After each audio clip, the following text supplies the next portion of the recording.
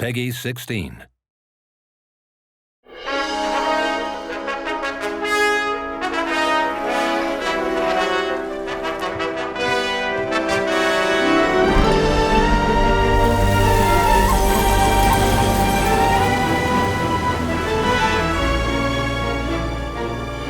皆さんこんにちは、カプコンの辻本です。今回はデベロッパーダイアリーという形で皆様にゲーム情報をお届けしたいと思っております。というわけでですね、今回も開発から2人呼んでおります。まずはこちら。はい、モンスターハンターワールドアイスボーンで、アートディレクター、エグゼクティブディレクターをしている藤岡です。よろしくお願いします。はい、そしてこちら。はい、今回ディレクターやっております千原大輔です。よろしくお願いします。はい、よろしくお願いします。はい、というわけでこれからゲームの情報をお伝えしていきますが、やっぱり狩りに行く前の温泉っていいですね。そうですか。ね。今回雪国ということで、暖かい場所も作りたいなっていうことで、ちょっと今日また紹介すると思うんですけど、ちょっと温泉実はやってまして。どうしても辻本さんこの演出したいっていうことで、どうしても本当になんかもうスタッフ総出でこう合成していただいてね、はいね、もしというわけで後で結構温泉のシーンとかも出てきますので、これが何という意味があるかっていうのを皆さん分かってもらえると思いますので、じゃあまず始めていこうと思うんですけど、まずは最新のプロモーション映像からご覧ください。どうぞ。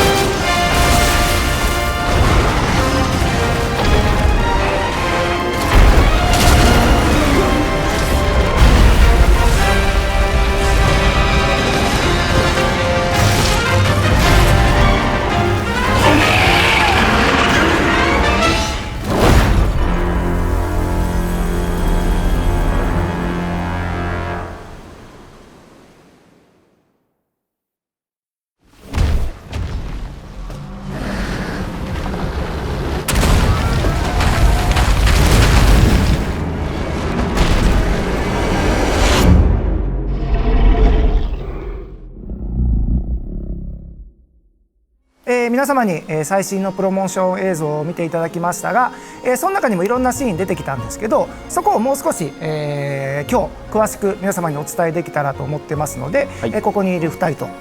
いろいろ説明させていただきたいと思います。まずはですね、セリエナっていう拠点っていうのはもう発表されているんですが、集会エリア、こちらの方が先ほどのシーンにもあったと思うんですけど、そうですね、そちらをちょっと一回紹介していただきたいと思います。今この我々が使ってる温泉がですね、今回いて地っていうことです。寒冷地なので、拠点はこうやっぱほっこりしたいねっていうのもありまして、でみんなで集まってこう温泉で楽しんでもらえるっていうのも、一個いいかなと思って今回温泉を結構軸に集会所を作っております。今出てるところはこれだから集会所の中に存在するってことですね。はい、集会所の中に、温泉が併設されているような感じ。でも温泉ってやっぱり防具つけたまま入るんですか、あれは。そうですね、防具をつけたまま入るんですけど、ボタン一つで、温泉に入る用の衣装に切り替えることもできるので、雰囲気を出したい方はそういう切り替え機能を使ってもらって、楽しんでもらえればなと。じゃあお好きなようにって感じ。そう浸かりながらこう固有のジェスチャーもできますので、ちょっと映像にもあったこうバチャってこう湯船飛び込んだりとか、水かけ合ったりみたいなのがちょっと楽しめる要素もあるので、みんなでこうワイワイ楽しんでもらえたらなっていう場所ですね。もちろん食事ができたりとかいろんな機能がついてます。そうですね。あとこれサウナですか？これサウナですね。屈強なハンターたちの我慢比べの場所です。だんだん暑くなってくるからね。音もあれすぐね上げてますけどね、はい、もうヨロヨロです。細かいですけど、こういう足湯もできたりとかして、足だけをこう湯につけて暖を取るっていうものが、こんな感じで音もとね戯れることができる。なかなかこういうモーションを取れるってことですね。そうなんです。足湯に浸かるとね、お供がここにねこうちょこんってきてくるんですよ。あれがねそもそも可愛い。意外と大きいでしょ。でかい。意外とでかいです。この辺からちょっと集会所でなんていうかな、こう利便性を少し追求して、今回集会所でもこう日々のクエスト行って戻ってきてのサイクル、遊びのサイクルを、遊びやすくしたいなっていうのがありまして、集会所の施設の利便性上げてます。集会所にみんなで集まって、モンスターハンターワールド遊んでもらうというところをもうちょっと強めたいなというところで、暗転を挟むんですけど、労働を挟まずにストレスフリーで加工屋さんに行って武器防具が作れるというのを入れ込んでおります。今回重ね着はもう加工屋で管理するようにしましたんで、結構この集会エリアでもより利便性を上げてるというところで、他にも利便性が上がってるところっていうのはあるんですね。はい、そうですね。調査資源管理所だったりとか植生研究所だったりとか、クエストのモンスターハンターのハントのサイクルの中で必要な施設っていうのは、入れ込まれております。サークルの方は、サークルカードというものを新たに用意しまして、これは自分のサークルリーダーの方が編集できるようになってるんですけど、自分のサークルがどういうものなのかっていうのを記入して、サークルに入ってほしいなっていう人に渡せるようなカードになってます。でこのカードを受け取ったら同じ集会所にいなくても、後から参加申請ができるので、その場で決める必要がなくって、いろんなサークルを見比べながら、どのサークルに入ろうかなとかっていうのを選べるようになってます。そうです。だからギルドカード渡すような感じで、とりあえずそのサークルカードを渡しとけば、少し離れちゃっても、なんかそのサークルでこうコミュニケーション取ってもらえればなという感じですね。はい。またサブリーダーも今回そうですね、はい、サブリーダーという機能も追加してまして、このサークルカードっていうのを渡せるのと承認できるのはリーダーとサブリーダーだけになってますんで、任命された人は責任重大なんですかね。サークルのエンブレムも編集できるようにしてるんで、はい、いろいろその辺使いやすくなってるんで、はいはい、ここもより強化されてますということです。今までは、シングルとマルチと2つの難易度、マルチプレイの時はマルチ用の難易度、1人の時はシングルプレイ用の難易度と2つの難易度しかなかったんですけど、今回はワールドも含めまして全てのクエストに2人用の難易度というのを用意しております。ということはソロと、2人と、マルチ、っていう難易度に3段階の難度設計になってます、はい、例えばですね、マルチから2人に減っちゃうクエスト上で減っちゃったりとか、2人でプレイしてても1人になっちゃうケースってたまにやっぱあることもあると思うんです。今回戻るようになっておりますので、じゃあ状況に応じて難易度がまた変わると。そうですね、プレイヤーの状況に応じて、人数に応じて難度が変わるようになっております。今までよりこうマルチを気楽にやりやすいはずです。はい、2人難易度も追加されるということで、2人でプレイすることも多分増えるんじゃないかなと思うんですけど、で2人でプレイする時って、オトモアイルがついてきますので、もちろんオトモアイルも進化してますということですね。はい、はい、進化しております。新しいオトモ道具が追加されております。身代わりになってくれるような、やつですね。かかしがこうボインと出てきて、モンスターのヘイトを取ってくれるかかしですね。モンスターあれを狙ってくるんですね。はい、そうですそうです。こう大筒で攻撃的にそこから爆弾がどんどん降ってくるようなタイプの、ミツムシのやつ、倒れたら復帰させてくれるやつっていうのもど根性系でありますし、あとは他の道具の、分取りとかあと罠とか、その辺のものにも全てちゃんと上位のものがありますので楽しみにしておいてもらえたらと思います。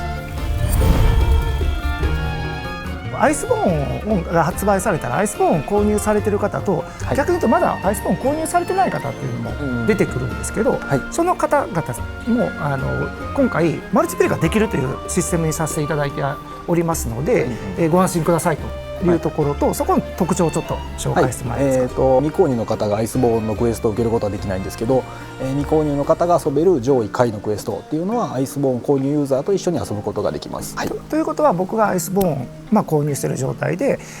市原がまだワールドの状態だったとしても、僕は助けに行くことができると。そうですね。はい。でもこれですまだ、ワールドをクリアしてない人もアイスボーンご購入いただくと、なんでそのワールドの部分を遊んでる時でもクラッチクロガとか足アクションを使えます。使えるんで、使いたいなって思ったら、アイスボーンを買っていただければですよね。すぐに、すぐにですよね。でさらにここから始めるマスターエディションをご購入の方とかでいうと、もうそこから初めから新アクション使える回からなりますので、いろんな楽しみ方をぜひしていただけたらと思います。次はですね、もうご紹介させていただいております新拠点のセリエナ、こちらの方のマイハウスを紹介したいと思います。セリエナのマイハウスについては、家具だったりとか壁紙だったりとかっていうのを、自分の好きな形にカスタマイズしていけるようなマイハウスになっております。なるほど。家具の、配置自体はあんまり好きにいじれないんですけど、家具自体の形を変えることもできますし、その家具に貼られてるその柄だったりとか色だったりとか素材だったりとかっていうのを結構いろいろカスタマイズできるようにしているので、結構自分の好みの部屋を作れるんじゃないかなと。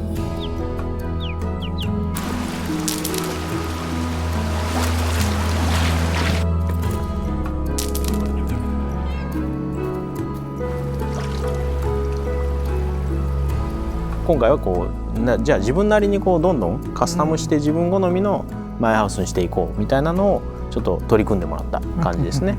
家具とかどうやって手に入れていくんですか。はい、家具は、普通にクエストクリアだったりとか、納品依頼の達成とかでゲーム内で手に入れることもできますし、今後のアップデートでも家具は追加していく予定でございます。今回のデラックスキットの方に、実はね、ずっと言ってるね。はい、皆さん家具ってなんだろうってずっと思ってたと思いますがずっと言えなかったやつ、デラックスキットにも入っておりますマイハウス自体のテーマというか変えれるものがありまして、基本木造りだよね、木で柱とかも木なんだけど、今回デラックスキットに入ってるやつはその石造りのもの、中世のお城みたいなものにゴラッと変えれるので、意外とマイハウスちょっと外出れるんだけど、外から見ても外観も全部変わってるっていう。じゃあそこまで結構、マイハウスカスタマイズしたらやっぱり他の人も呼んで見てもらったりとかしたいと皆さん思うと思うので、そちらの方はですね、ちょっと発売日にはちょっと間に合わないんですけど、発売後のアップデートで、自分のマイハウスとかにも他のプレイヤーが招待して来たりとかするようなことも今考えておりますので、ぜひご期待ください。次はビューモード、こちらの方をご紹介したいと思います。スタートメニューのシステムの方に、ビューモードというモードを追加しております。でこれもある程度自由にカメラを動かして普段と違うそのカメラの角度というか見た目の絵を作れる機能になっておりまして、これを使ってみんなでスクリーンショットとかを撮ってもらいたいなというふうに思って実装されている機能でございます。結構ポーズを変えたりとかもできるんですか。そうなんですよ。ジェスチャーの方も今までは結構踊りだったり、動きがメインだったんですけど、思い思いのポーズを決めるっていうジェスチャーを今回多く入れさせてもらっているので、みんなでポーズを決めてそれでパシャッと1枚撮ってもらうとかっていうような楽しみ方もできるんじゃないかなと思います。今回はお供も一緒にポーズ撮ってくれたり、ジェスチャーも同じリアクションをねしてくれたりするので、全体でみんなで一丸となって絵が作れるんじゃないかなっていう。これは撮影はどうやって行うんですか。撮影は本体の、ゲーム機本体の方のスクリーンショットの機能を使って撮影していただく形になります。この辺はハードの性能を使っていただきたいので、それぞれのハードのスクリーンショット機能で思い出の絵を撮ってもらうといった感じですかね。はい、次はですね先ほどのプロモーション映像にも出ておりました、3頭のモンスター、こちらをご紹介したいと思います。ではまず1頭目お願いします。アンジャのラッシュですね。はい。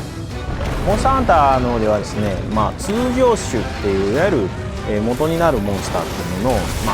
それよりさらにハイランクに行った時にちょっと遊び心地も若干変わってくるこのアッシュっていう存在がいて、通常種にとちょっとこう表裏一体というか、ある程度遊んでいただいてるプレイヤーならリオレウスとかリオレイヤとかあとディアブロスとか、上位に行った時に少しね遊びが変化するような、アッシュっていう存在がいたと思うんですけど、そういったものもですねアイスボーン、どんどん出していきたいなと思ってまして、今回は、アンジャナフの方を出してますね。通常種の方が、非属性だったのに対して、今回、アンジャナフアシュの方は、雷属性の方を獲得したんですけど、その雷属性をメインに使ってくるというよりかはどちらかというとその、帯電することで、モンスター自身のフィジカルの部分を強化していくような、噛みつきにちょっと雷の属性がついたりとか、そういった感じで、より蓄電をどんどんしていって、電気を雷を使ってくるっていうような、モンスターですね。ピークになるとかなり激しい行動をどんどんしてきますので、なるべくその蓄電の状態をねプレイヤーはこう下げていきたいというか、そういったものが多分攻略の鍵になってくるかなと思います。じゃあ次、2頭目のモンスターいきたいと思います。お願いします。はい、次はオドガランアッシュになります。はい。オドガランアッシュですけど、もともとオドガランってこう肉の塊をこう持ってね、それを食べるとちょっと強くなるっていう習性を持ってるんですけど、このオドガランアッシュはその辺をもっとぐっと強めたモンスターにしたいなと思ってまして、獲物の肉をもう普段からずっと持ち歩いてて、それをこうお腹が空いたらすぐに食べちゃうので強化された状態っていうのがかなり頻繁に起こる、モンスターになってます。さらに竜属性の方も、持ってますので、攻撃を食らうことで自分の武器の属性とかっていうのを無効化されてしまうので、しっかりと見て立ち回るっていうところを重要視してもらえればなと。であと通常種の方は結構こうピンポイントにガッとこの範囲をっていうのを狙ってくるモンスターだったんですけど、結構広範囲への技とかも獲得してたりとかするので、ちょっと結構遊び心地も変わってくるかなと思います。今日紹介できるモンスターとしては最後のモンスターになるんですが、過去シリーズのですね、モンスターハンタークロス、こちらの方から大人気モンスターのディノバルトが登場いたします。赤と青がね結構特徴的な広角をしてるんですけども、非常にこの尻尾がかなり特殊な形状をしてるっていうモンスターですよね。はい、そうですね。尻尾の形状が体剣のようになってまして、これを使って狩りをする、そういう生態を持っているモンスターで、過去作にもありました尻尾の赤熱化だったりとか錆状態だったりとか、そういうサイクルっていうのは基本的に残したまま、モンスターハンターワールドで追加アクションを増やしたのかっていうようなところを楽しみにしていただければなと思います。はい、基本的なこうモンスターディノバルドが持っているこのね赤熱して熱を帯びた、尻尾を振り回して、こう大ダメージを狙いながら火を溜めていくんですよね。こう熱を溜めていった時に火のブレスが入ってくるんだけど、その火のブレス自体にもちょっと、クロスの時にはないような変化を、つけてますので、そういったところで、ワールドらしいそのちょっとした駆け引きの、楽しさが、出てるモンスターになってると思いますね。で、今回ですねご紹介できる、モンスターはこの3頭になるんですけど、この他にもアイスボーンにはモンスターいるんですが、その情報に関しましては、今後の、情報を期待していただけたらと思います。はい、それではここでですね、商品ラインナップと発売日、こちらの方のおさらいをしたいと思います。モンスターハンターワールドアイスボーンは、今年の9月の6日金曜日に全世界同日発売となっております。すでにモンスターハンターワールドをお持ちの方はこちらの商品をストアでご予約いただくことで発売日からアイスボーンをお楽しみいただけます。発売日からゲームを始める方はゲーム本編とアイスボーンがセットになったマスターエディションがおすすめです。ご予約はお近くのお店にお問い合わせください。さらにご覧の重ね着装備やジェスチャー、スタンプ、マイハウスの家具などが含まれるデラックスキットがセットになったデジタルデラックスも予約受付中です。これらの商品ラインナップすべてはご予約または早期にご購入いただくことで限定特典ゆくものシリーズの重ね着装備を手に入れることができます。はい、今回お伝えできる情報は以上となりますが、皆さんいかがだったでしょうか。次の情報に関しましては、8月頃皆様にお届けできる予定となっておりますので、ぜひご期待ください。